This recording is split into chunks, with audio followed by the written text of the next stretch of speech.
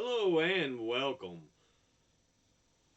My name is Alan, and we are back with more news and politics from around the world. This time for Saturday, September the 14th,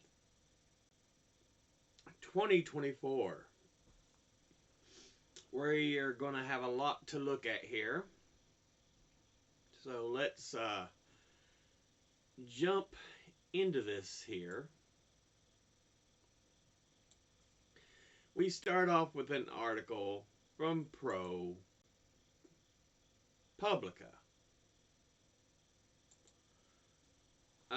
Georgia's top GOP lawmaker seeks tougher action against students who make threats, but it may not make schools safer.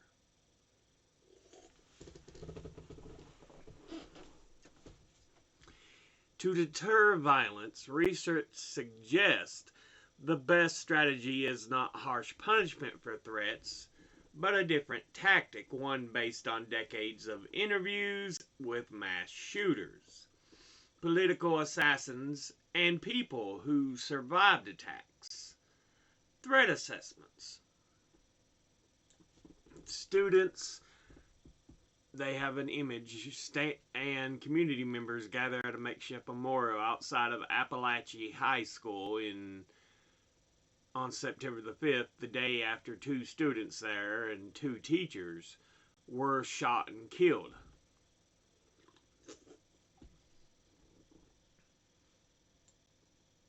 One year ago, sheriff's deputies in Georgia showed up on the doorstep of middle school student Colt Gray. They were there to question him about an online threat to shoot up his school. Last week, the 14-year-old was charged with shooting and killing 4 people at Appalachia High School. But nothing to do with actually trying to keep guns out of his hands. As details continue to emerge, the question now in front of Georgia legislators is how should officials respond to these kind of warning signs in the future? Because we know tougher punishments don't do a damn thing.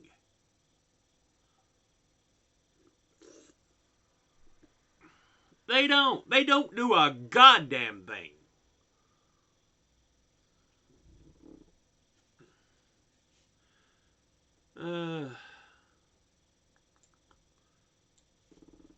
Lawmakers are already indicating that they intend to take tougher action against students who make threats.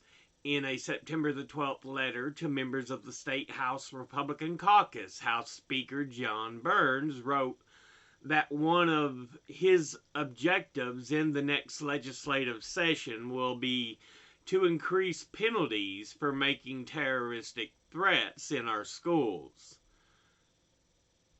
and make it clear that here in Georgia, threats of violence against our students will not be tolerated and will be prosecuted to the fullest extent of the law. Of course, Burns did not respond to request or comment because he's too busy sucking off the gun lobby.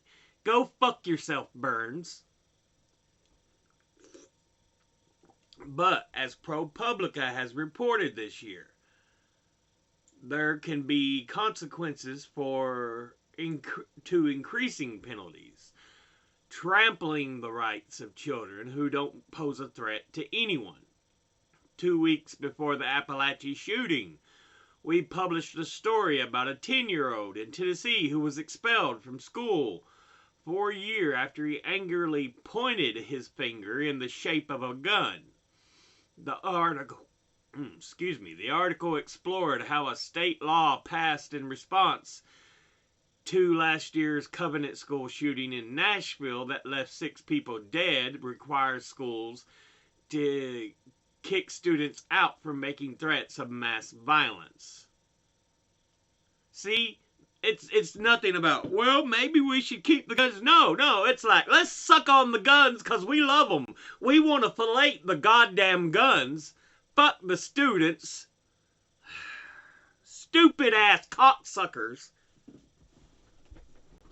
that the right wing is.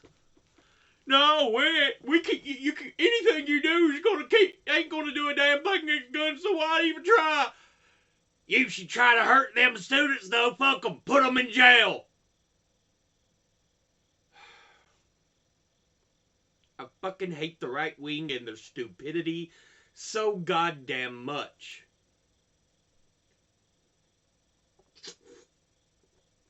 I've explained this in a video about guns, that we didn't have these issues before because you didn't have the big money being poured in and the far right pro-gun morons that now rule the NRA. Before, they didn't care. Well, they did care. They wanted to keep guns out of the wrong hands. They wanted proper training. But starting in the mid-70s, that changed. And America's been the land of killing kids ever since. Well, it wouldn't take effect until the 90s, but yeah, we could have gone back and fixed this. The people who cry, anything you do, no, you're a dumb fuck, shut the goddamn fuck up, because we was able to keep guns out of the hands of children before. You're just a stupid cocksucker for the goddamn gun lobby, you son of a bitch. Yeah, to let you know how I feel about it. Another Tennessee law went into effect in July that increases the charge for making a threat of mass violence from a misdemeanor to a felony, without requiring officials to take actual intent into account. Many experts and some officials consider both laws an overreach. Oh, they've got no problem taking your rights. We know this. You see how they treat women. You know, they massacred what was the moderate approach to abortion, Roe v. Wade. That decision was the moderate. But those fuckleheads have sat there and been like, you kill babies after birth. That's called homicide, dumb dicks.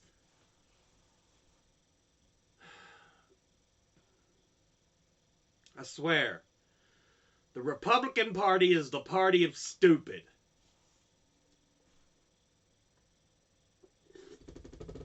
There is no indication that the Tennessee 10-year-old whose case we examined exposed a danger to his school or his community. The 5th grader had no access to a firearm, according to his mother. She said school officials described him as a good kid and expressed regret at having to expel him. Why the fuck would you do it then? Because the Republican cocksuckers are goddamn stupid. The assistant director of his school district declined to comment, even after his mother signed a form permitting school officials to do so. Meanwhile, Georgia law enforcement officials were warned a year ago that Gray was making threats, and they heard directly from his father, and the teenager had access to guns. School officials said the warnings were never passed on to them. You know, maybe something like that could be known. This is where a gun registration act would make sense, so we know who has guns, so we can keep a better file and watch over with, to try to prevent these kinds of things.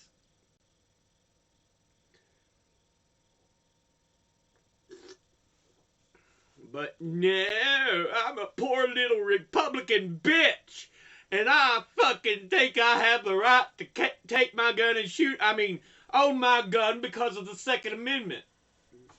Fuck you, motherfucker.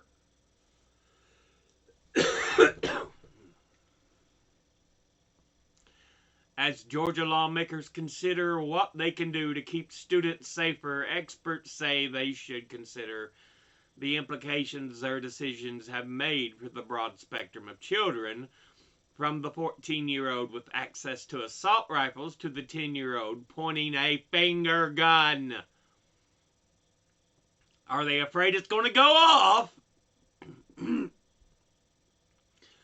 People who study the warning signs of the legislative reactions to school shootings have long warned that zero-tolerance policies, such as the ones Tennessee adopted, are not proven to make schools safer and, in fact, can harm students. So, yeah, again, the dumb fuckery that is the Republican Party.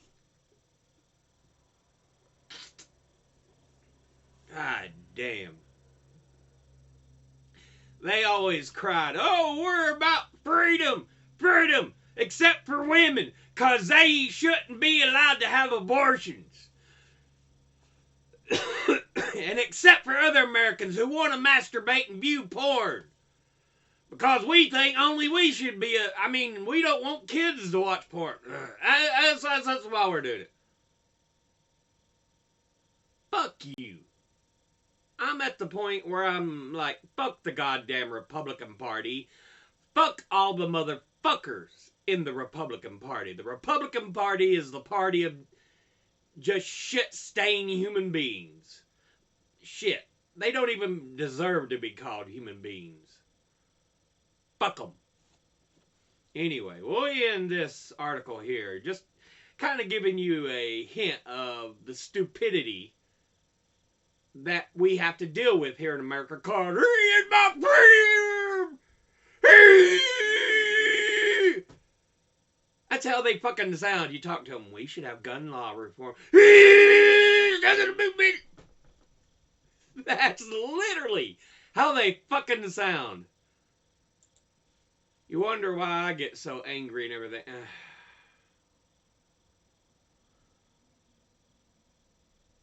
I am logged in.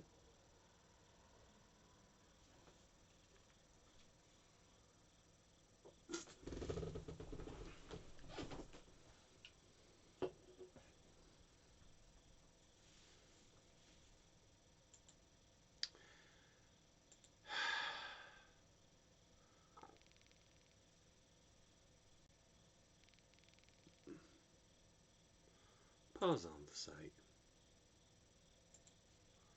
Reload, please.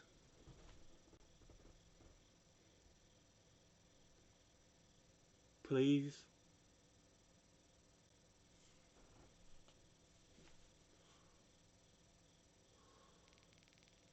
Come on. I am subscribed. I'm logged in. I turned it off, and y'all still being a little bitch. Quit it.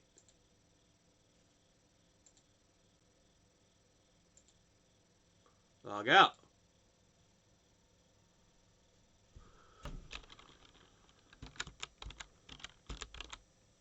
Not APEC. Apex Kelby. Yes, I am a big Monster Hunter fan. So I named one of my accounts Apex Kelby after the apex form of monsters in the Kelby, which is just a small deer monster.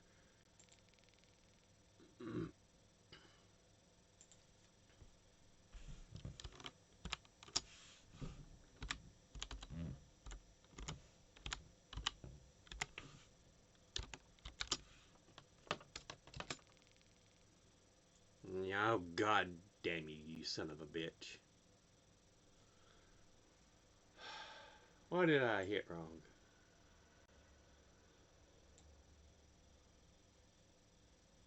Let me see. Did I misspell it any?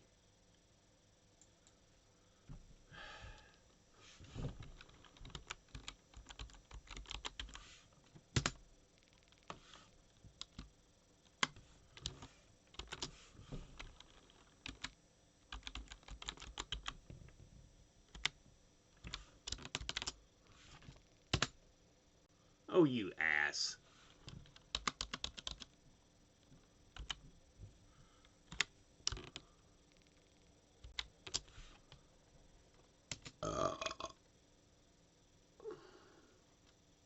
No! Suck a dick. I don't want to reset my password. Fuck you then. Anyway.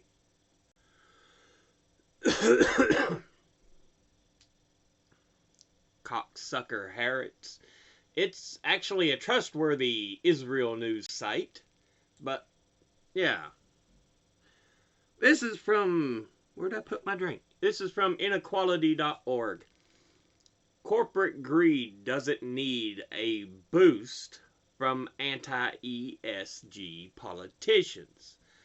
House Republicans are fixated on blocking corporate progress on clean energy, racial justice, workplace diversity, and labor protections. You know, things that would actually make things more equal, help people, but nah, fuck them. We want to help the rich and the corporations. Fuck you little people.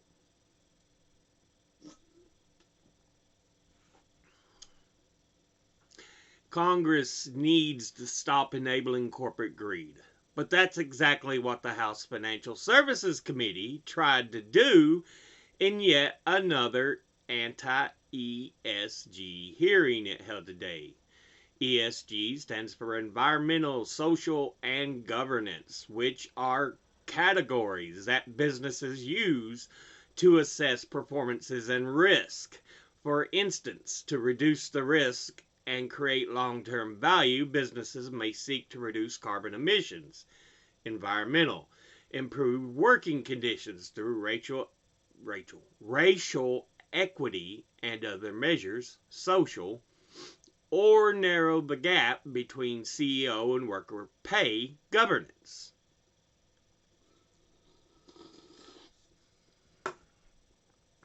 The anti-ESG campaign is a wildly unpopular Koch-backed effort to slow the inevitable energy transition from reverse corporate progress on racial justice, workplace diversity, and labor protections, and it's an attempt to prioritize short-term corporate greed over long-term sustainability.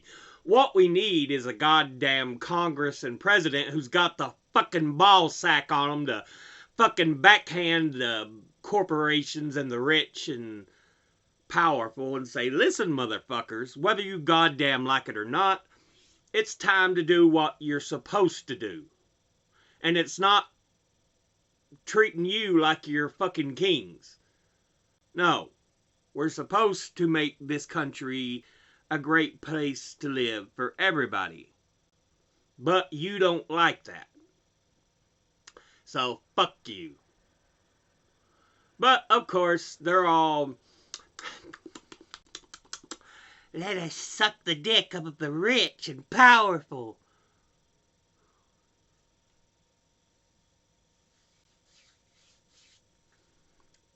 You know, sometimes you wonder if you shouldn't draw images of members of Congress and presidents taking cum shots from the rich and powerful.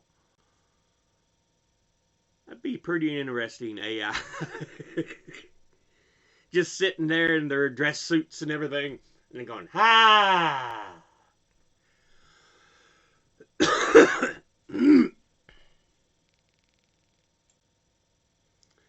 Today's hearing just regurgitated the same tired topics from last year's ESG month. The committee Republicans hate shareholder proposals, which are resolutions public company shareholders can submit for a vote asking for board and executives to do something.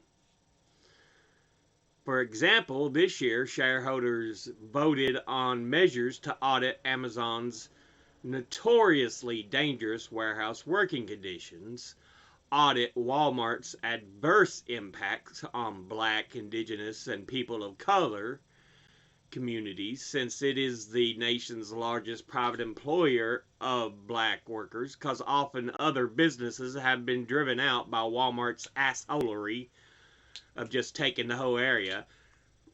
And then the bitches whine, oh, we ain't making enough money, so we're going to move out. And then leave the fucking towns with nothing. Fuck Walmart. Fuck Amazon. Address union busting at Tesla and evaluate the largest banks' fossil fuel financing compared to their clean energy financing.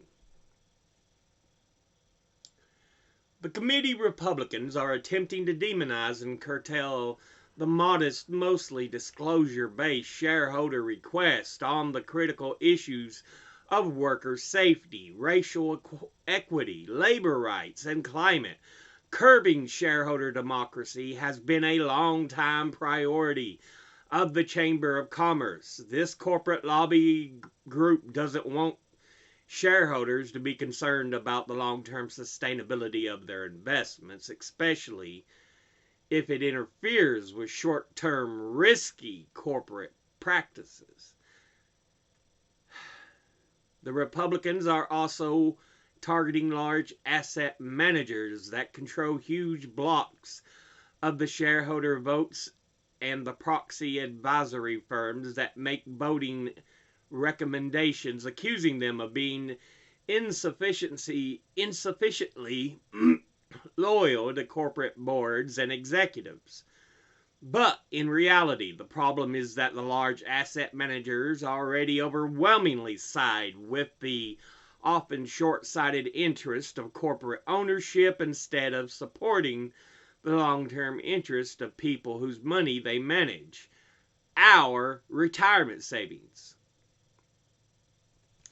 The anti-ESG has only worsened this problem. BlackRock and Vanguard are increasingly siding with corporate boards and executives, and one of the two major advisory firms has introduced anti-ESG proxy voting guidelines.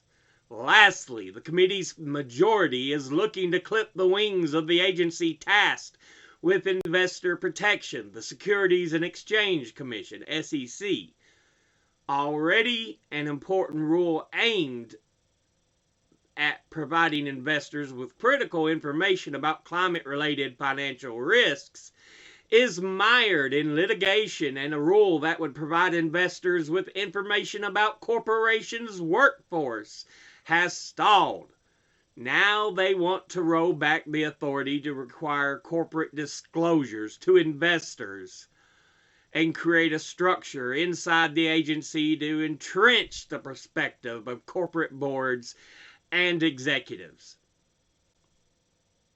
No, fuck y'all. I think we need to start throwing the motherfuckers in jail, stripping their goddamn company from them and their fucking family. Fuck them. Fuck them. Fuck them. Let me say it again for you. Fuck them. I'm going to end this episode, or that article there. This was an interesting piece I saw on the Appalachia Reddit. I know we're all different types of Appalachians. I know most of us are probably at least somewhat Irish and Scots-Irish and German. But how many of you get mistaken for some other ethnic group? And how much of this is attributable to the Appalachian people? I know the coal fields were I know in the coal fields there were many diverse immigrants from Italy and Russia, for example, and also African American. But have any of you ever been questioned about what you are? Where were our people isolated long ago, or long enough that we developed a look For reference, people often think I'm Native American because of my eyes, which are green, and my high cheekbones. I have also been told Spanish. I've also got mixed, as in African and white, and oddly enough, even asked if I'm Eastern European. For reference, I have dark curly hair, darker than average skin for a white person, and slight freckles. Most people I get told I look like are black or Middle Eastern people or Hispanic people. Yet no African American or any other such info shows on the 23andMe test I did. For reference, my results were 64% German and French, and the rest were North Europe and Irish, according to 23andMe. Anybody else? I'm not trying to be simplistic. I know how German and Irish people, for example, can have dark skin and curly hair, but I'm just wondering if the phenotype is unique to Appalachia. Personally, I know I've got German just because of my mother's maiden name and my paternal great-grandmother, her maiden name. Or maybe it wasn't her maiden name, it was her married name. Anyway, Strauss, Bush, very German names. We have Huguenot French in the family line. Cantrell. Let's see, what else we got?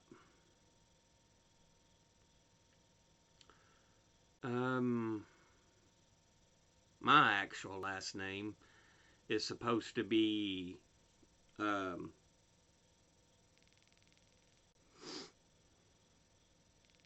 Border Scots, kind of that borderlands between England and Scotland. And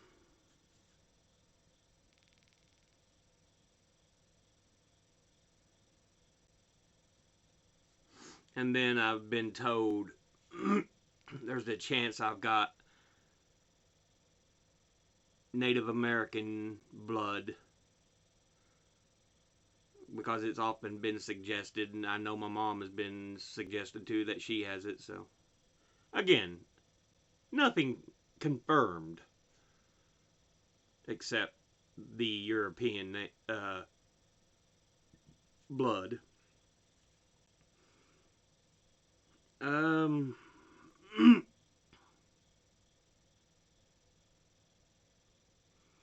Let's see. Also, if you're looking at people and thinking they may be, they look black or Middle Eastern or Hispanic because their skin's so dark,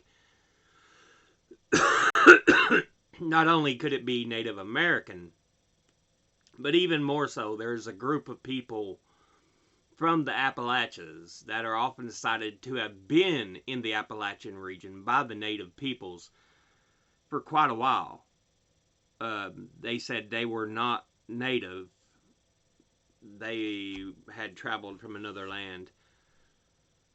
But they're called Melungeon, who have got real dark skin and dark curly hair.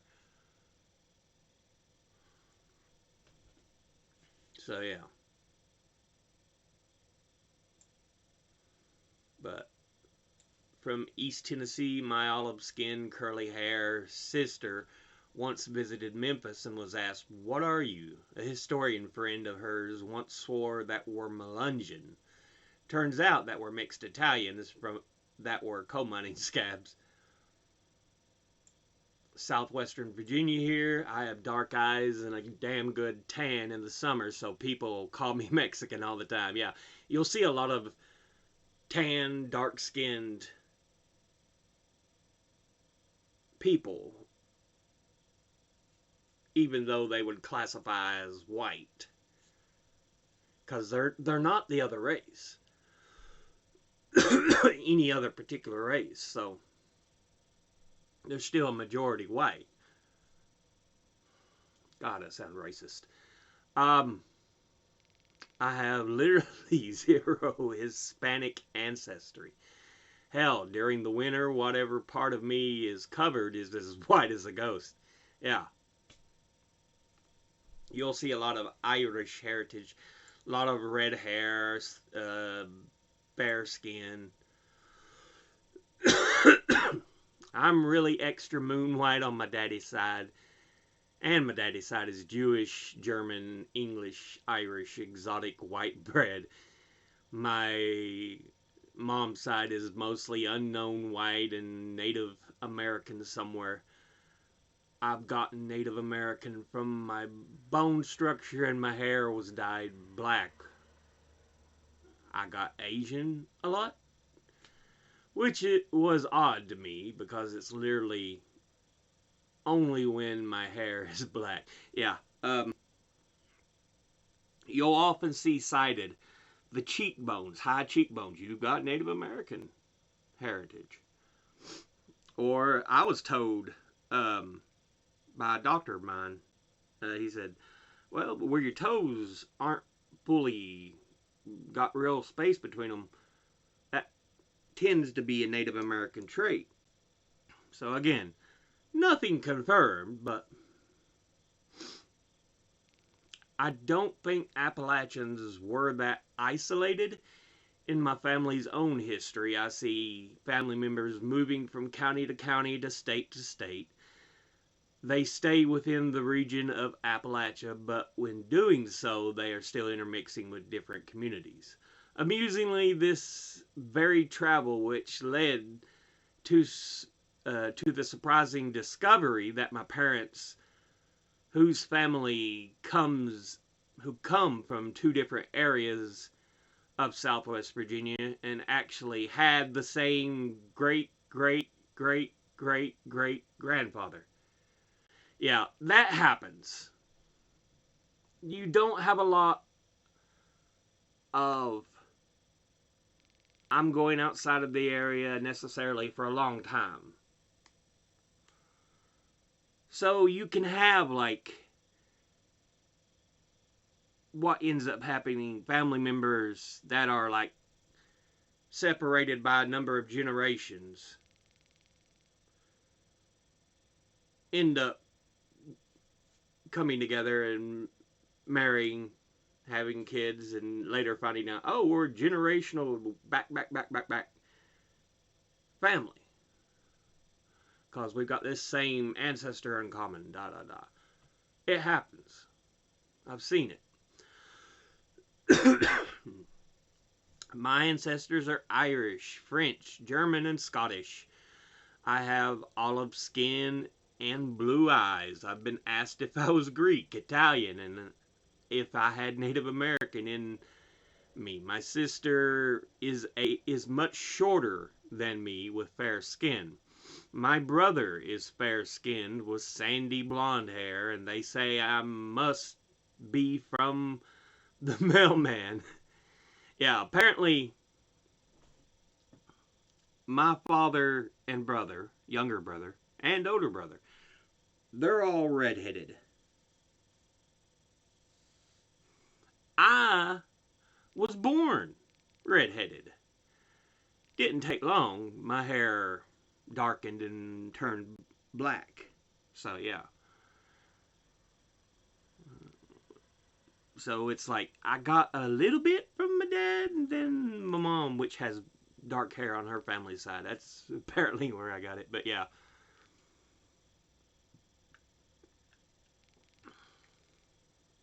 It's not funny because my granddad was the mailman. Yeah. But yeah, sometimes the children are like, why don't it look like me? But sometimes it's just recessive traits that go back a ways.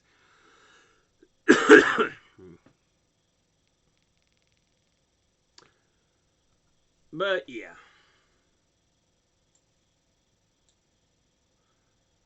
Now, let's look at some charts, some data. Food affordability and undernutrition. It's estimated that around 381 million people around the world cannot afford an energy sufficient diet, with around 735 million people suffering from undernutrition in 2023. It can be interesting to think about what it could possibly take to end the issues such as undernutrition and obesity.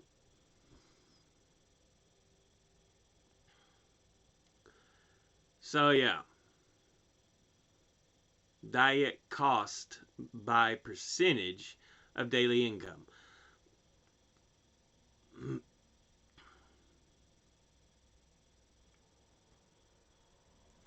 Now, we have a chart of the world, Africa, Europe, Asia and Oceania, and the Americas.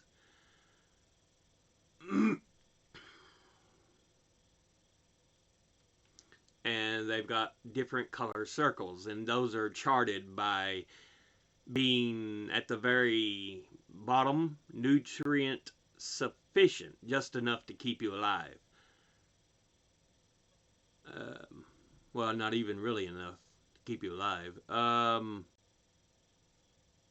But it says nutrient sufficient under 10%. And the next step up is nutrient sufficient under. Really, mouse?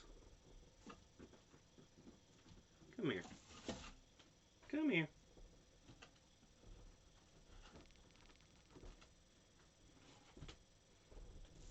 Seriously, dude?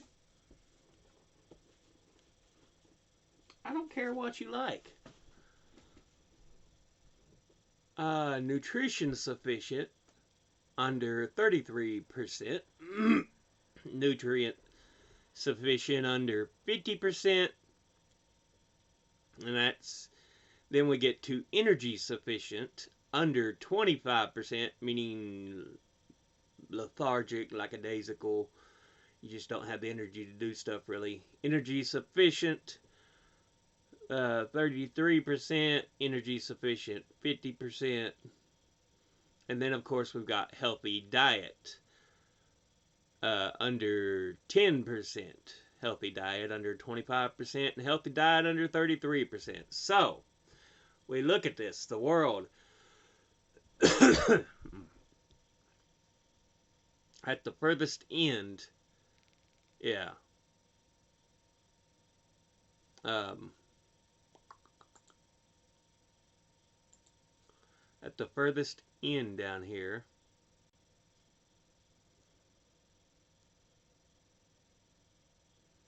we have an energy sufficient.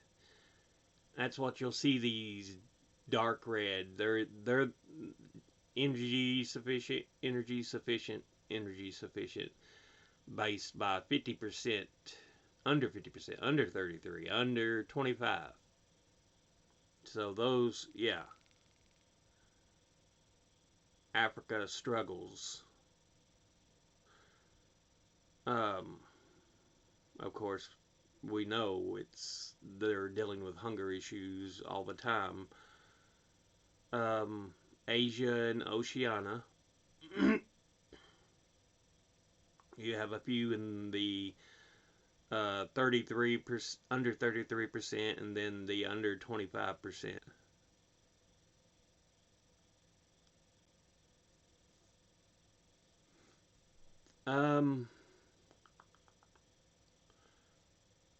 The Americas, you do have some way over here, here, so they're having even energy sufficiency, trouble with energy sufficiency. And then we're getting into nutrition sufficient. You see this a lot in Asia and Oceania. And then here's your more developed Asian oceanic nations that are under 10% nutrition sufficient. Europe, you have a tiny little dot here for under a third is nutrition sufficient.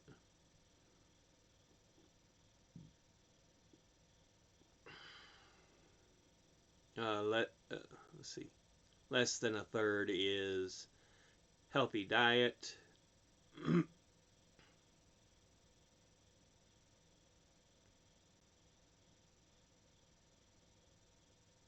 Is that? Let's see. It's eating the bigger amount. So it's less than. I think. It's been a while since I've been in school. Come on, give me a break here. The world, you have a good number here, kind of over the healthy diet and nutrition, and a little bit into the energy. But of course, the dark green are your most wealthy countries because they can afford more food and stuff. America's, probably the US and Canada.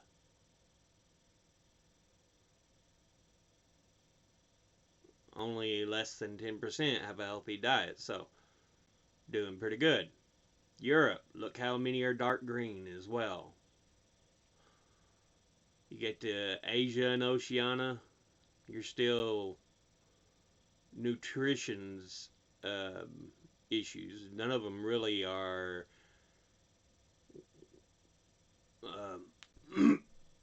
without healthy diets. Africa, I mean, they're on the lower end. They're the ones that really struggle. So yeah, it's interesting. Let's go to another chart. Game consoles.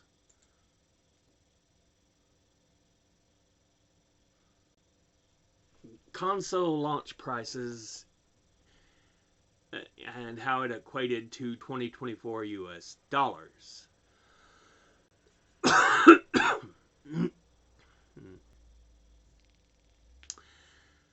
The cheapest, if these were all in 2024 dollars, is your Nintendo GameCube. Period. Then we got the Dreamcast. I mean, both of them were great systems. Wii, great system. N64, great system. Don't know about the Atari 7800. Nintendo Switch, great system.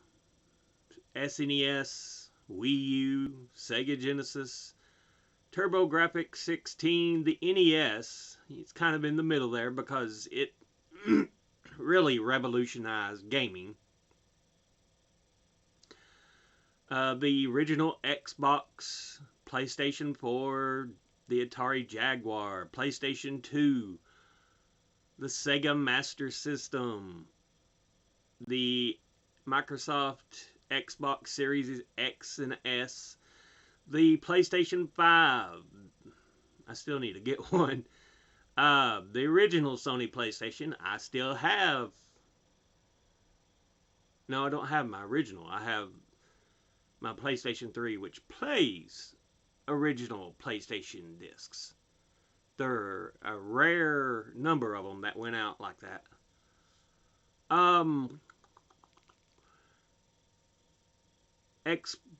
Microsoft Xbox 360, Microsoft Xbox One, and Sony PlayStation 5 Pro. We start getting to some ridiculous prices here. It really jumps. Sega Saturn. I can't name you a game one for the Sega Saturn. It was an interesting system, but I can't tell you anything playable for it. Sony PlayStation 3. Like I said, I've got mine that plays older discs, so yeah. Panasonic 3DO interactive multiplayer. Yeah. And Neo Geo AES. Those were insanely expensive systems. which is more than likely the reason they didn't do much.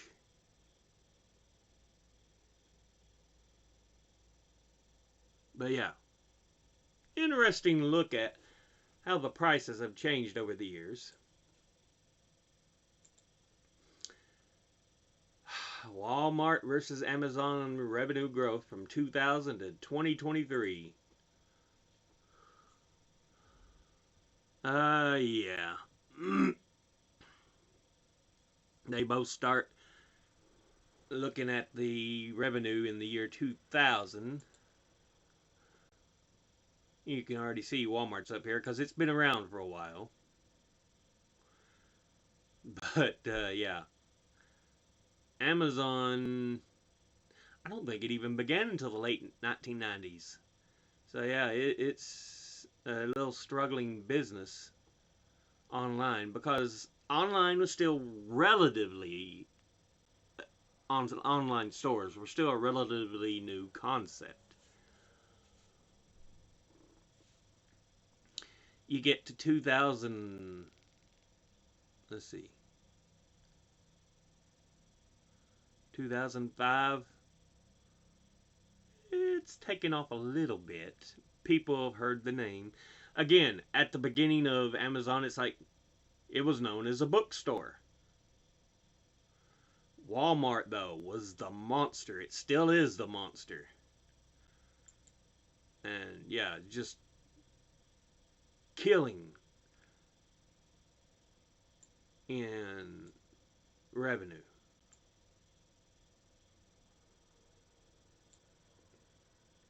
2010, Amazon's still just barely creeping along, growing.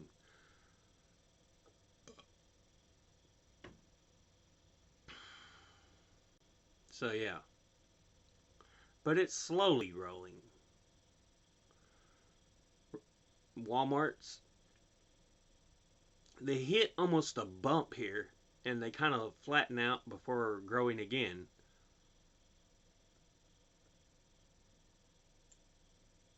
Then we hit 2015 and we start to see Amazon that had been slowly growing. Look how it kind of bends upward at this point. It's all of a sudden growing massively. Everybody's using Amazon. Walmart's still growing, hitting lulls and points, but still growing. 2020. Yeah.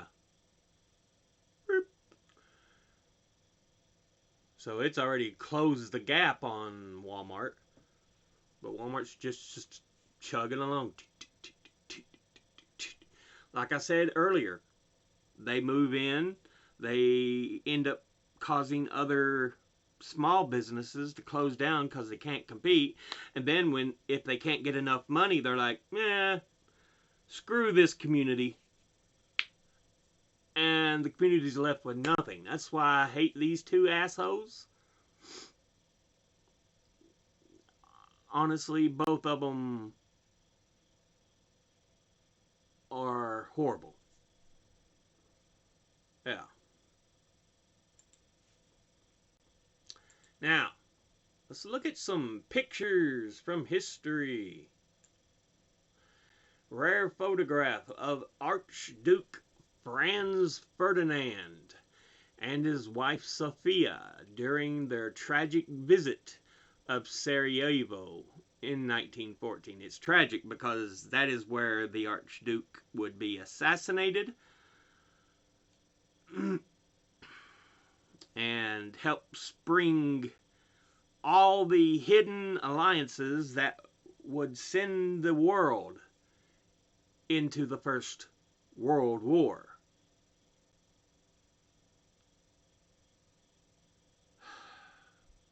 Yeah.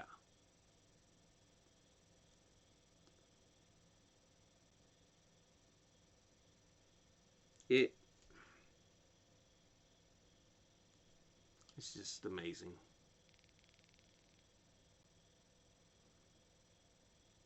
because there was such secrecy behind many of the alliances that these nations had with each other. And it's like, nah, we have the right to form an alliance without anybody else knowing.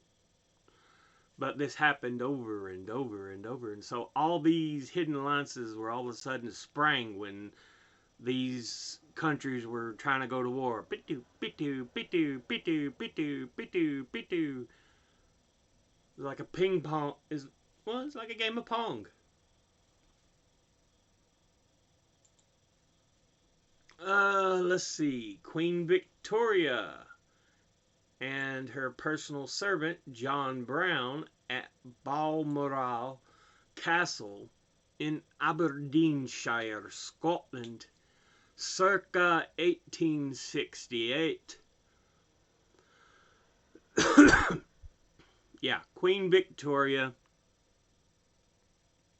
Of course, the Queen of England, I want to say late 1800s.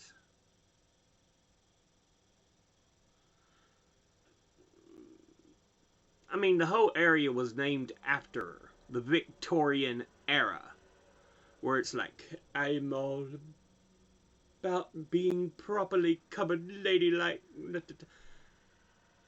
The Victorian era. I mean, that's where the name comes from, Queen Victoria. But yeah, now let's get into some stories.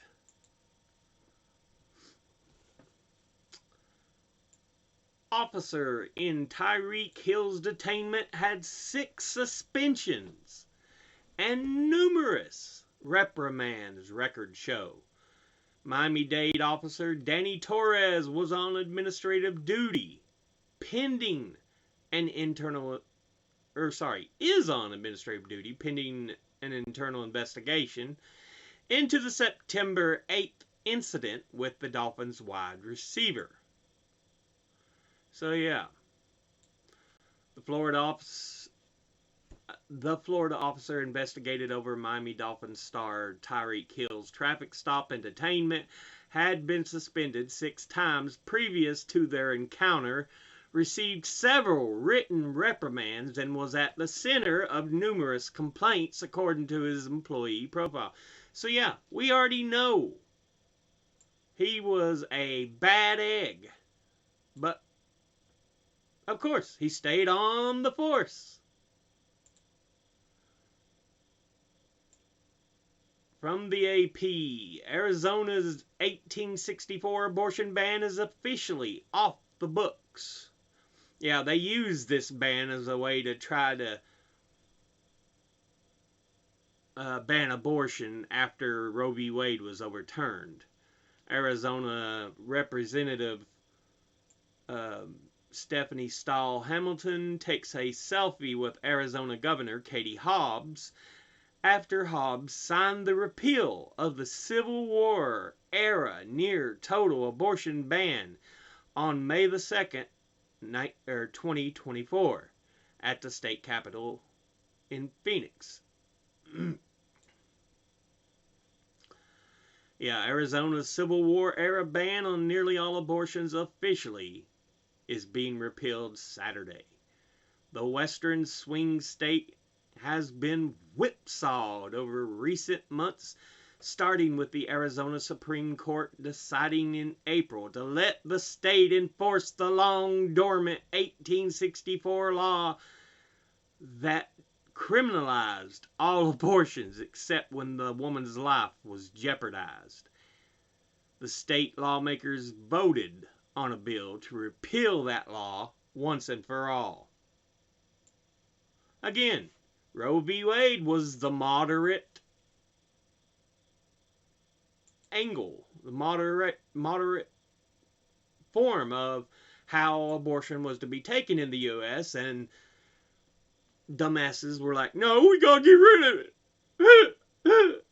Anyway, from ABC News, Alabama officials sued for allegedly suppressing new citizens' voting rights. Plaintiffs say the state is illegally targeting naturalized citizens. Yeah, we have seen over and over and over. I've shown you all the stories the Republican-controlled states are doing their damnedest to keep people from being able to vote.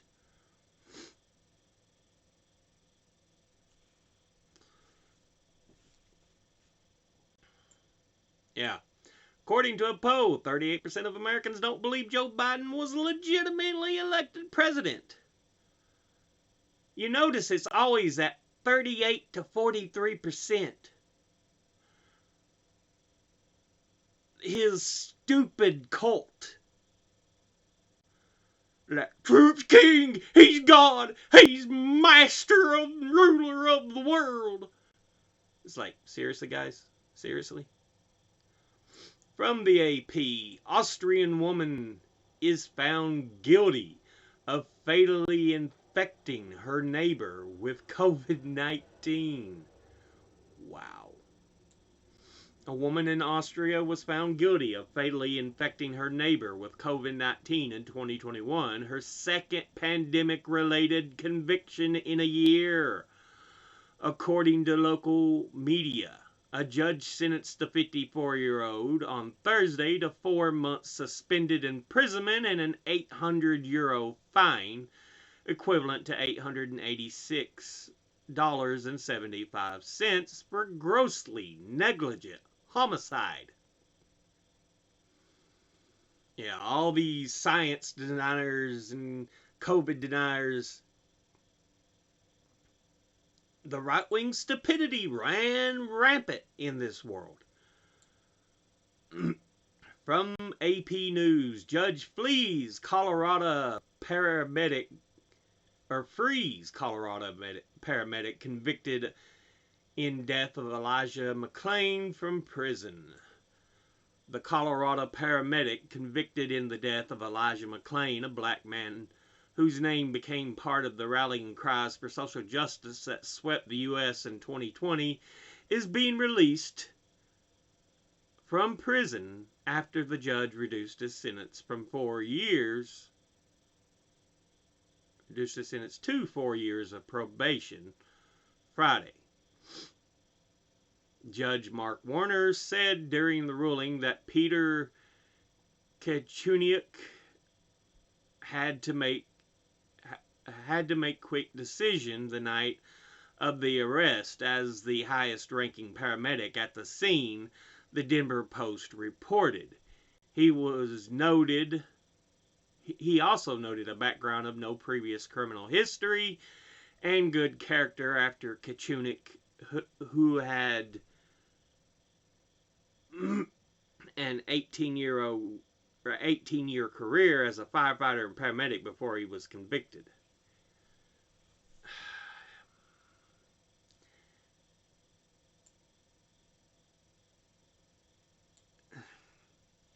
I'm kind of torn on this because, yes, it requires a quick decision, but you should also be trained on this kind of thing. You should know what to do. You know, that's what all the training is for.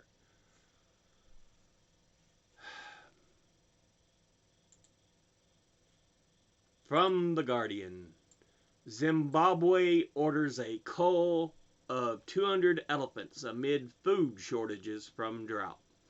Environment Minister says country has more elephants than it needs, while critics of the hunt say they are a major tourist draw card. Showed that chart earlier of food issues in Africa, so yeah. You kind of see how it's leading.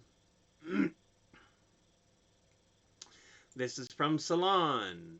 Third day of bomb threats inspired by Trump lies sends Springfield, Ohio hospitals into lockdown. So yeah, again, that dumb fuckery that is Trump's cult have threatened schools, hospitals. Yeah, fuck goddamn Trump. He pushed people into doing a coup, and since he was president starting in 2016, he's formed a cult where people are willing to murder in his name. Fuck him. And yet he takes no credit for what he's done. Fuck Trump and fuck his cult.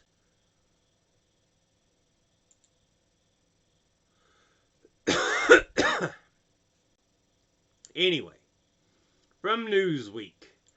Kamala Harris surprisingly strong polling in a state the Dems lost for 60 years. Democratic presidential nominee, Vice President Kamala Harris only trails Republican nominee former President Donald Trump by single digits in Alaska, a state that a Democratic presidential hopeful hasn't won in 6 decades. Alaska. This was a state we always saw as deep red. But 2022, we had a Democrat elected as its representative.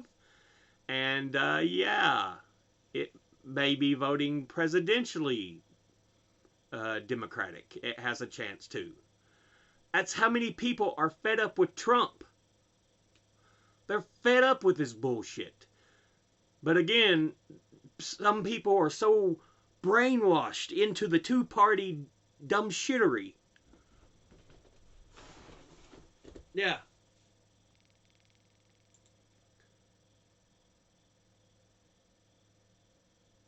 And Kamala Harris, also from Newsweek, Kamala Harris leads Donald Trump in 6 post-debate national polls.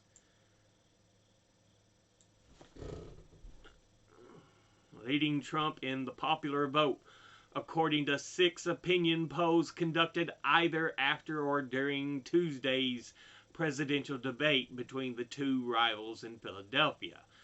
The Democratic candidate has a lead of between 2 and 5 percentage points according to the survey, although several were within the margin of error. Yeah. She's growing a lead, but we already mentioned how his faithful cult has infiltrated electoral groups to try to sway the vote in their dear leader's favor.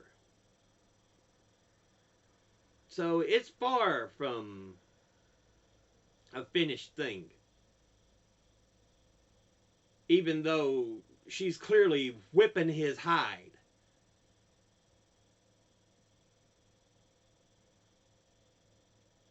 You know, unfortunately, it's going to be one of these things that he manages to survive because he's got cult morons who will back him no matter what.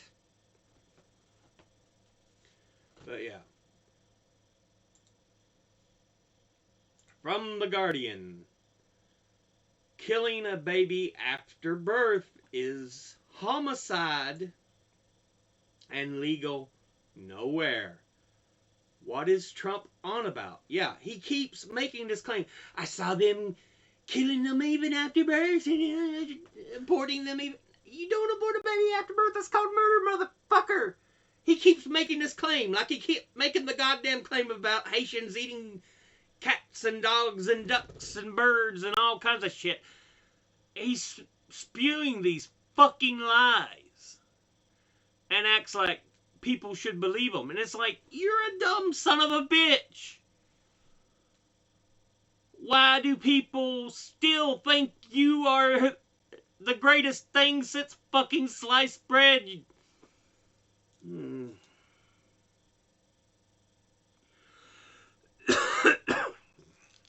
I really don't fucking get it. The ex-president repeated the right-wing talking point during the debate with Harris, and now even Fox News is validating it. They kill babies, after birth. Can doctors kill babies after they're born? No. Excuse me for a moment while I state the bleeding obvious. There is no state in the U.S. where it is okay to kill a baby after it is born, you dipshits. That is homicide. And there are 1 or 2 laws that frown on that sort of thing. Unless you've just suffered some sort of traumatic head injury, then there's really no excuse for confusion when it comes to this. Yet here we are. 'Cause dumb shit Donnie says it, people are like, he's the greatest truth teller ever. Seriously? I don't get why people vote for this fucking moron.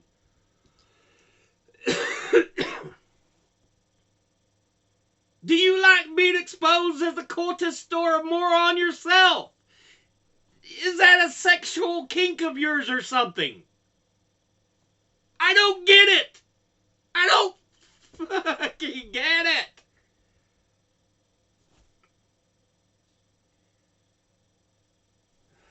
God damn it. And don't get me wrong, I'm no huge fan of Kamala's, but she is leagues above fucking Trump. She showed it at the fucking debate, mopping the floor with his carcass.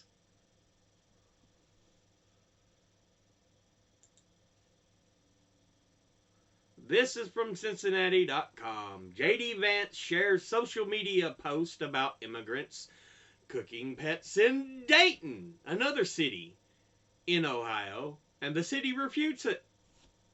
Because it doesn't fucking happen. God damn it, son of a bitch. Why would anybody back the Republican Party when they're so goddamn full of lies?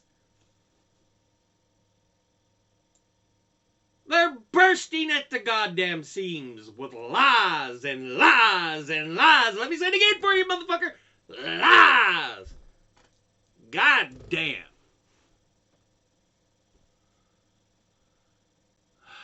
New viral video shared by Republican vice presidential nominee and Ohio Senator J.D. Vance is continuing to fuel rumors about migrants abducting and eating pets in the state. However, this time it says it's happening in Dayton, about 30 miles from Springfield, the epicenter and recent unproven claims that allege Haitian immigrants are killing pets and eating them. Yeah, fuck the goddamn Republican sons of bitches. I mean, if a person can't understand why I hate the goddamn Republicans, all you have to do is look at their goddamn fucking lies they spread like sons of bitches. I mean, motherfucker. They lie, and when they get into office, they do things to try to cut things that help people. Fuck the Republican Party. Why? Why would you vote for these assholes? Why? I gotta ask again, is it a goddamn sexual kink of yours? You like getting fucked over.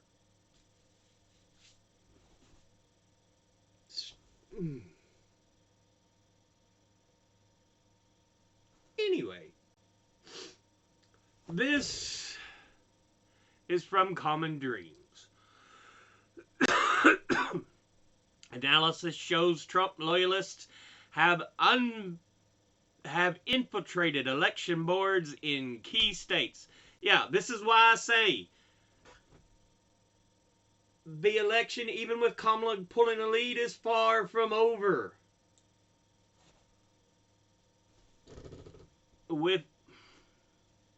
Sorry, I'm not going to do that right now. With 102 deniers on election boards in the swing states, the potential for creating chaos is enormous. Yeah, it really fucking is. Axios.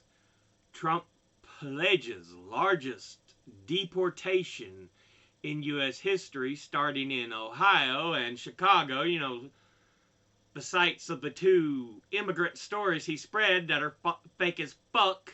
But, you know, what does them being fake have to do with anything? He's Donald Trump. All you know now is Donald Trump. That's how Donald Duck cartoons used to start. It's Donald Duck, yeah. Former President Trump on Friday promised, if elected, to carry out mass deportations of undocumented immigrants starting in Springfield, Ohio and Aurora, Colorado. Why it matters. Trump's announcement comes as he continues to push baseless conspiracy theories about immigrants, including during Tuesday night's presidential debate with Vice President Harris. What he's saying, we're going to have the largest deportation in the history of our country. Trump said it at a news conference at Trump National Golf Club in Rancho Palos Verdes, California. And we're going to start with Springfield and Aurora. Of course, Springfield, the one with lies of Haitian immigrants eating pets, and Aurora, the one with lies of Venezuelan immigrants taking over a building with guns. And again, it turns out, yeah, both of them are bullshit. Trump also said he may hold campaign events in one or both cities. During Tuesday's debate, Trump echoed unfounded narratives that Haitian immigrants were eating pets in Springfield, Ohio. He also referenced exaggerated claims about Venezuelan gang activity in Aurora, claiming migrants are taking over the town, taking over buildings, they're destroying our country. God, he's such a dumb fucking bitch. You need to take Grandpa away from the remote control. Send him to bed with a Xanax or something.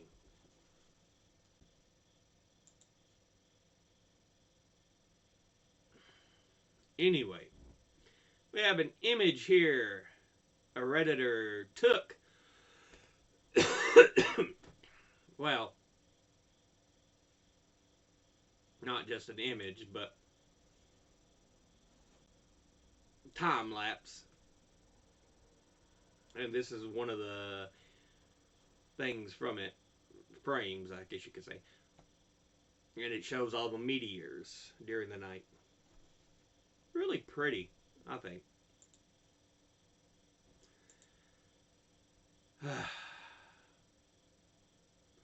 From AP News, women in Iran are going without hijabs as the second anniversary of Mahsa Amini's death approaches. Yeah, she was killed for, I think, not wearing the hijab and whatever. And there were protests for a while, and now they're like, we're protesting it again because it's the second anniversary. Yeah. Girls, women, get your rights. Push back. Unfortunately, it's going to cost some of you your lives, but freedom isn't always free.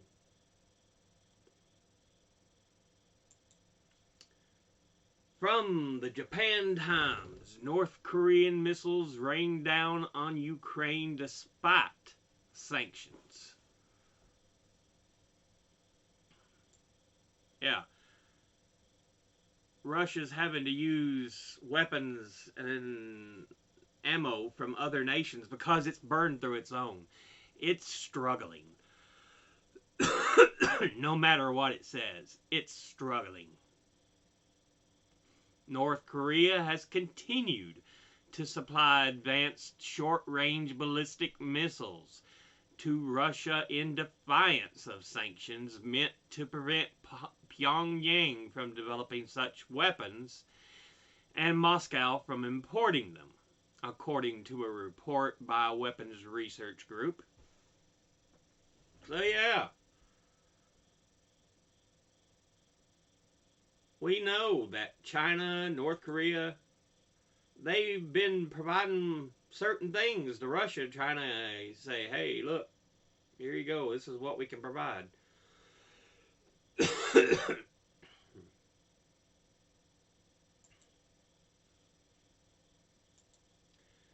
From CNN, climate protesters are taking action against big oil. United Kingdom courts are handing them prison terms akin to rapists and thieves. Yeah, it shows you in the West how much money is preferred over lives. Being rich and wealthy is far more important than everybody living a genuinely livable life. Yeah, fuck the goddamn rich. There was a song by Aerosmith, Eat the Rich. That's what we goddamn need to do. Climate activist Cressida Gethin, 22, was sentenced in July to 4 years in prison for her role in organizing a disruptive protest because she wanted to fight back against the fucking monsters. But courts are like, no, we protect money. That's all we care about.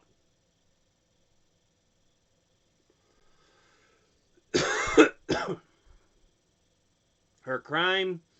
Organizing a disruptive protest against new government granted licenses to drill for oil, a planet-heating fossil fuel in the North Sea. Instead of looking for other solutions, you know, it's continuing that it's like, no, we want oil because we know it's already there and what it does. It's like, seriously, dude? Seriously? This is from The Telegraph. United Arab Emirates using Wagner fighters to smuggle weapons into Sudan. Rebel fighters in CAR say they have captured Wagner mercenaries escorting consignments of weapons bound for militiamen in Sudan. Central African Republic, CAR. The UAE has used Russia's notorious Wagner mercenary group to ship arms to rebels in Sudan's civil war. Experts and a paramilitary group say the Kremlin-funded military contractor used the neighboring Central African Republic to smuggle weapons to Sudan's Rapid Support Forces, RSF, fighting against the Sudanese army. You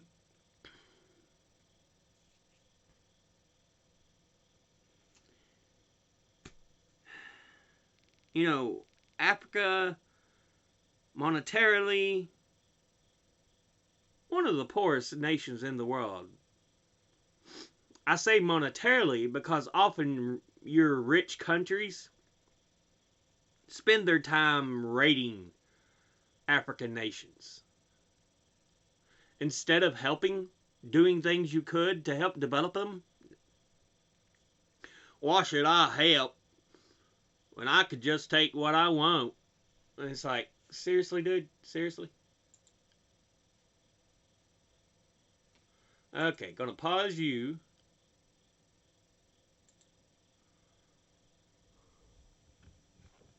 Turn you down just a bit.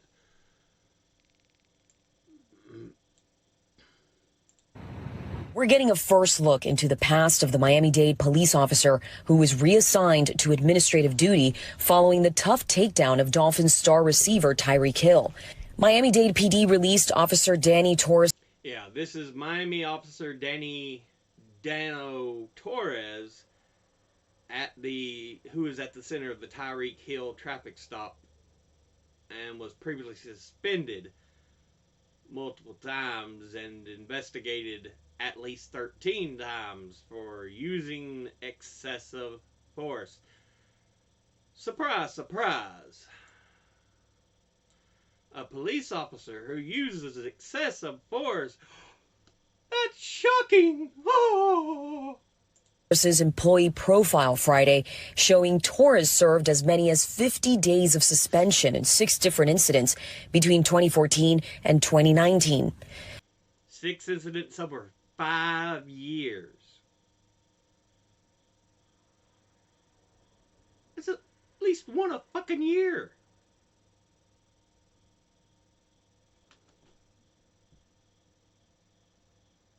Technically, it'd be 1.2.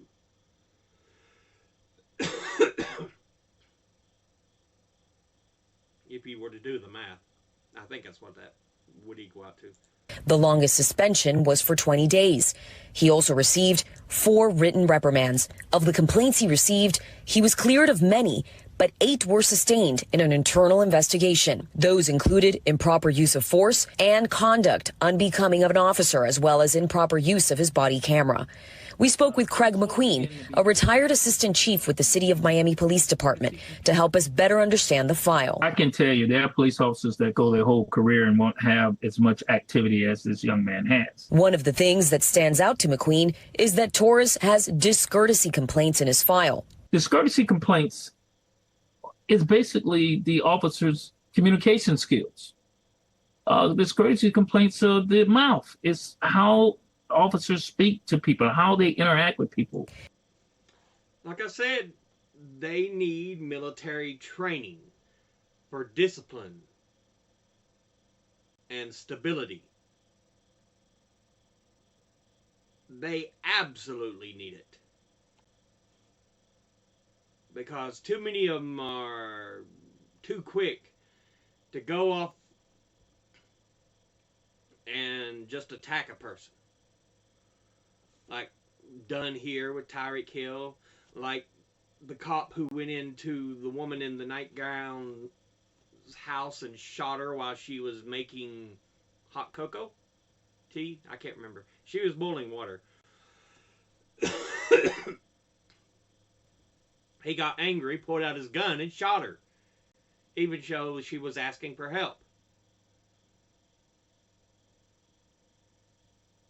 We could go down line and line and year and year.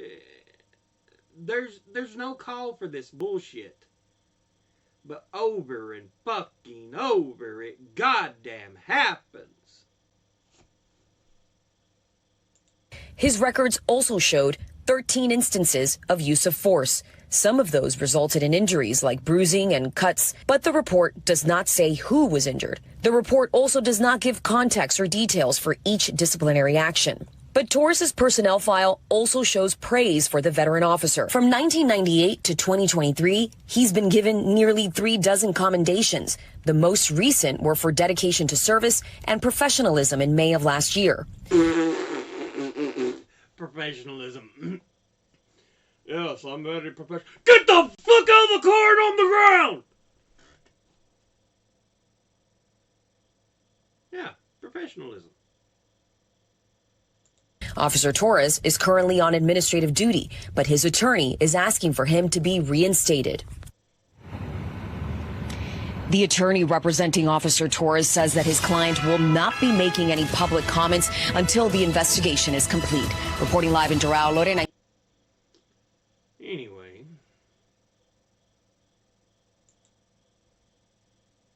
Oh, before we do anything else.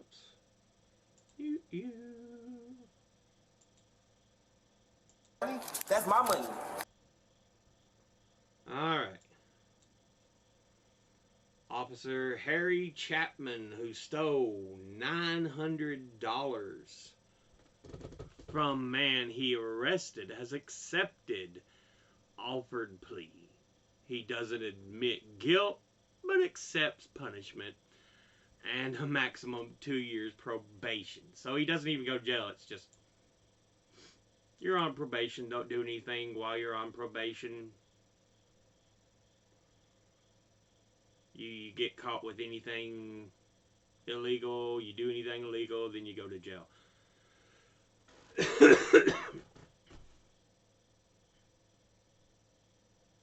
Which, I mean, going to jail for $900 is petty. But there still should have been some kind of punishment.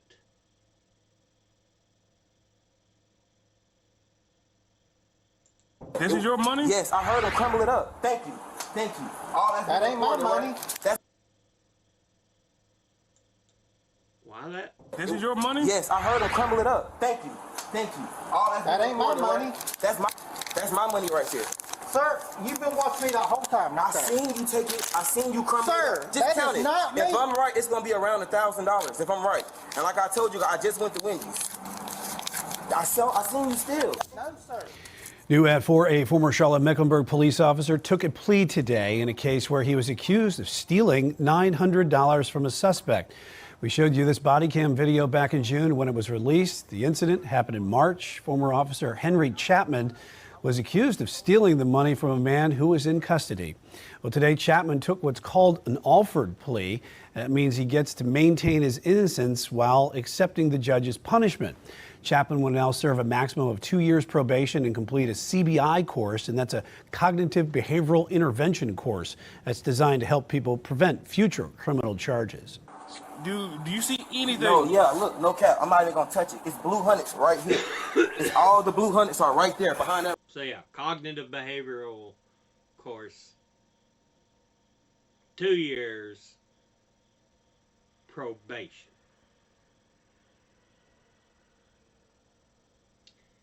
It's like, dude. That receipt, thank you. All that's my money. He didn't have that. This is your money? Yes, I heard him crumble it up. Thank you. Thank you. That ain't my money. That's my money. That's my money right here. Sir, you've been watching me the whole time. I seen you take it. I seen you crumble it up. Just that count is it. not me. If I'm right, it's gonna be around $1,000. If I'm right. I seen you steal. No, sir. I'm sorry, I wasn't sir. I wasn't trying to expose you. That is not me, bud. Brother, I just seen you steal my money. It was no reason No, sir. for you to pop my rubber band, brother. It was no reason for you to pop my rubber band off my money. I didn't pop your rubber band off your money. I heard it. Me and you just spoke about it. Mr. Chapman went in my money. He separated my money. He was trying to steal it, and I caught him. He put it in between his legs, and as his colleagues approached me, he worked it towards the door. So what are we gonna do about this problem? Because he just tried to steal some of my money. No, sir, I did not. I got it.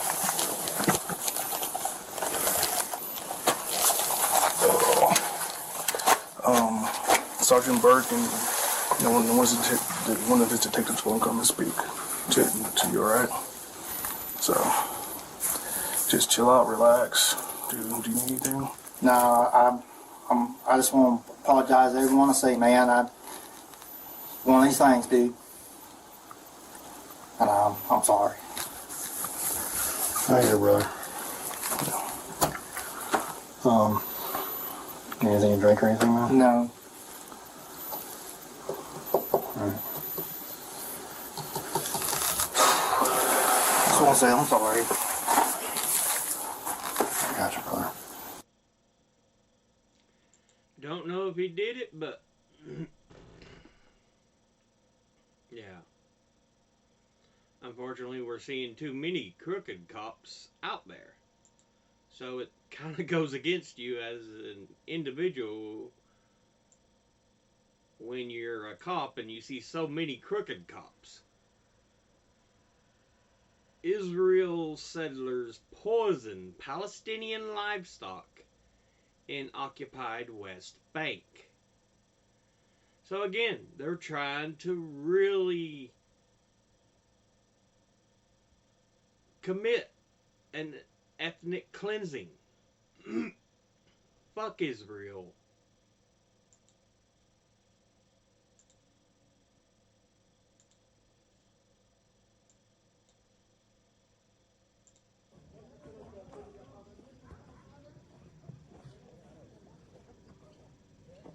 Look at all those goats.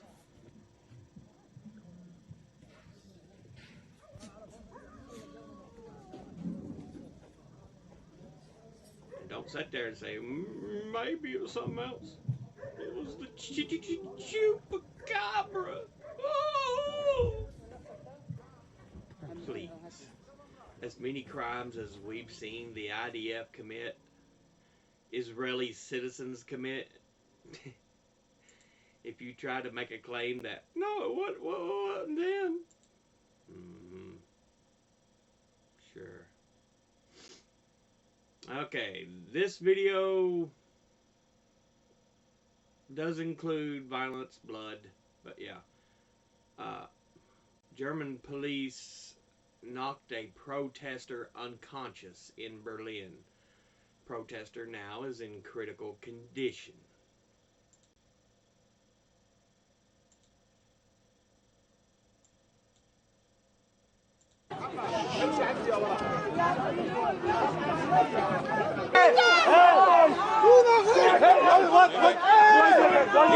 Schämen Sie sich! Schämen Sie sich! Weg!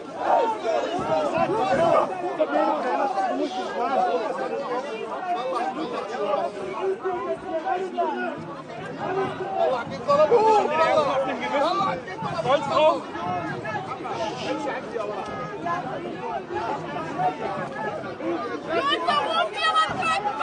Wo ist Krankenwagen? Gib mir noch einen auf die Fresse, vielleicht macht er auf.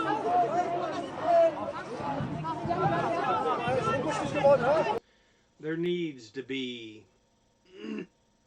a vast way in which police treat protesters. We saw in Britain they're treating big oil protesters as rapists and thieves, the same kind of prison sentences. In the U.S., we've seen how they gas and beat and tase and treat American protesters. And here we're seeing this in Germany. Enough is fucking enough. Seriously. Oder? Das ist doch mal ein Deal.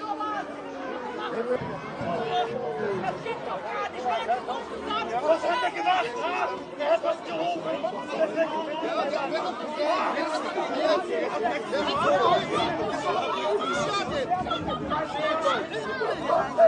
Bestimmt, wir haben schon alles gesehen. Ja, damit wir beweisen vor die Gericht. Wir sind nicht Tiere, wir sind auch Menschen.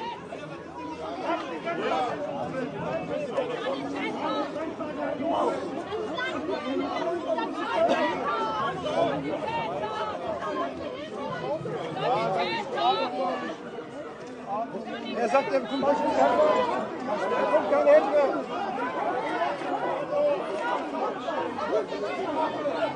Gib mir ein bisschen Wasser bitte, ja? Hallo? Gib mal ein bisschen Wasser bitte. Sadly, these kind of images are all too common. And they shouldn't be.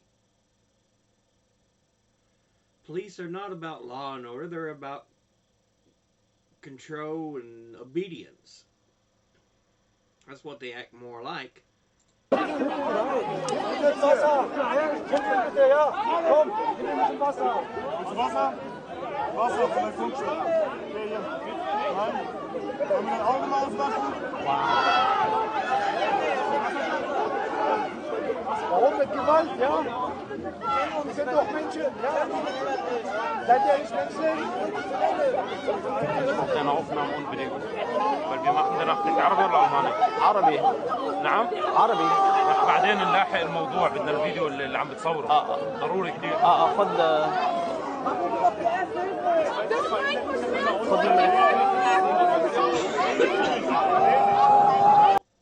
Like I've said before, not every policeman is like this. Some of them can be cool dudes. But when you're seeing this more and more, it gets hard not to get angry.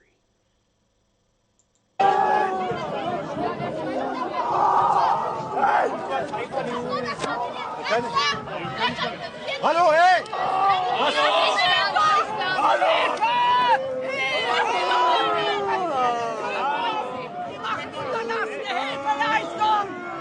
Du tut's ihm weh, ja?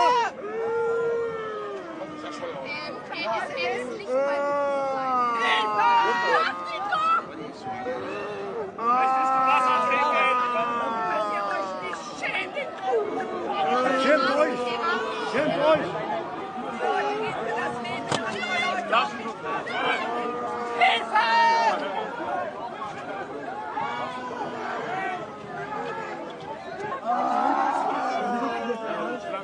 Hallo langsam, hallo langsam! Hey!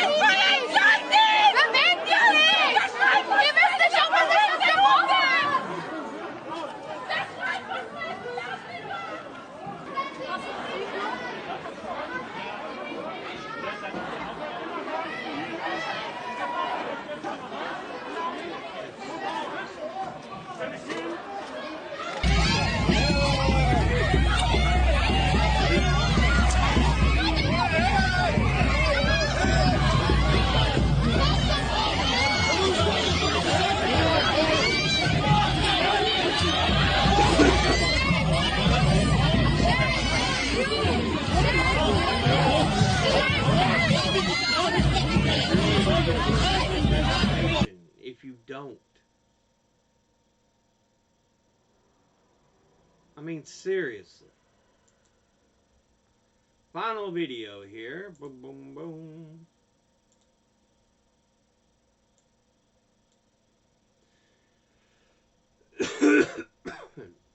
Michigan students continue protest demonstrations now using financial tactics. So they're striking at monetary things. Across the U.S., the student encampments are gone, casualties of university crackdowns and aggressive policing. As one university after another has called in police to dismantle the permanent protests against Israel's war on Gaza, students at Michigan's largest university have found a new way to carry on their campaign. Student government leaders have cut off $1.3 million held in a fund controlled by them for activities ranging from ballroom dancing to an ultimate frisbee team and a laundry fund until Michigan divests from Israel and its military. Student body president Alifa Chowdhury and her allies are leading the Shut It Down movement. We're withholding our labor and our work and the things they want us to do, essentially, and instead are saying, you want us to do all of these things, you want us to give out funding, listen to us first. Exactly. Exactly.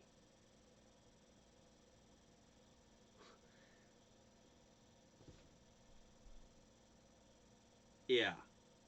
It's peaceful, but it's putting enough of a squeeze on those you're trying to make listen. Good approach. Some students say while the goal might be laudable, the tactic is not. I do understand that the point they're making is important, but at the same time, there are a lot of... I understand you want rights and freedoms, but couldn't you be less aggressive about it, Dr. King? That's literally what King spoke about, the white moderate who posed more of an issue than the openly racist. Because the white moderate would act like they're your friend, but they're like, just, please, just.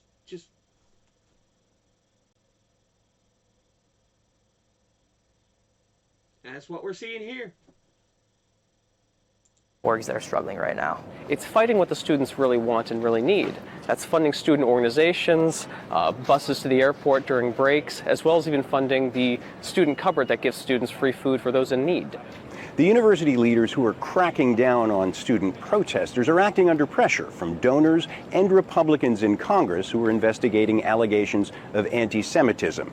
The furor over protests has already cost the presidents of Columbia, the University of Pennsylvania, and Harvard their jobs. It's not anti-Semitism.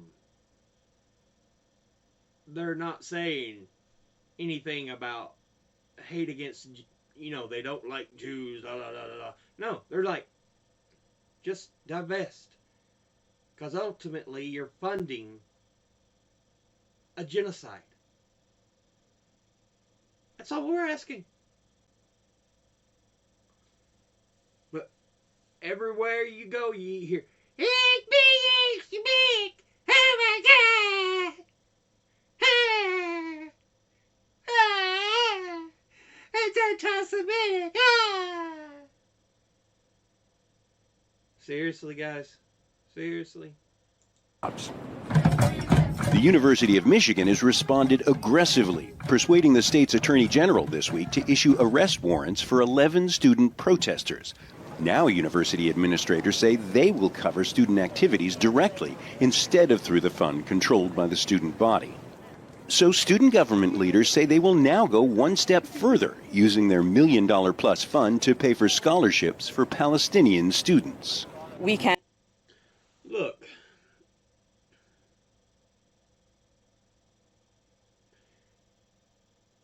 What? Why is it that it just interferes? Even though you have the right to protest and put the squeeze on others, no, fuck you. I mean, that's seriously how protesters are being fucking treated. I thought we had a goddamn First Amendment where we had the right to assemble and attempt a redress of grievances. I can't remember the exact word. Essentially, the right to protest.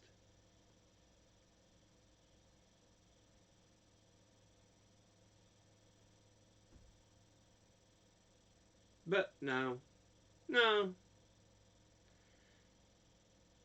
You're getting too noisy. Go away. The fuck? The fuck?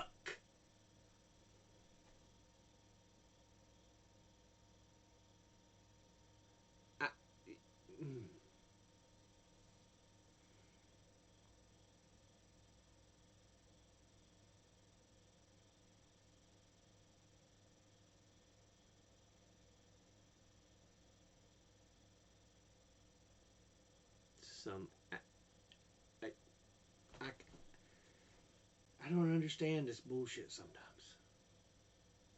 And move forward with trying to establish a fund. They're trying to do a protest peacefully. They're not breaking anything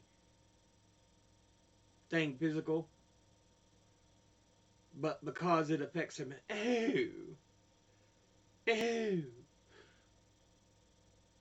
no, that's unacceptable.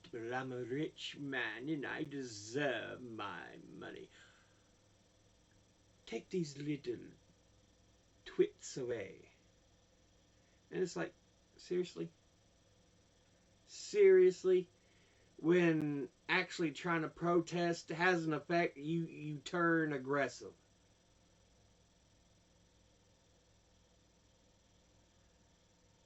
There's no fucking right to protest anymore, apparently.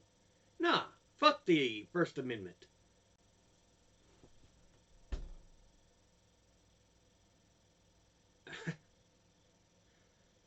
America's not the land of the free anymore.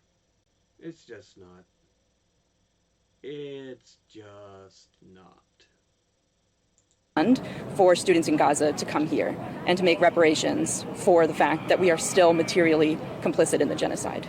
Student leaders say each time the university cracks down on the protests, they'll respond in any way they can until their tuition money no longer funds Israel's attacks on Gaza. John Hendren, Al Jazeera, Ann Arbor, Michigan.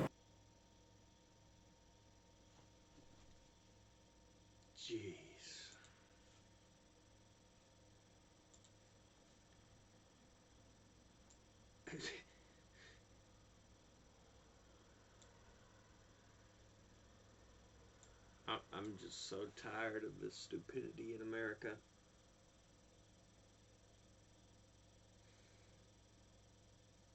And people go on doing and saying the same things because, no, it makes perfect sense. But it's wrong.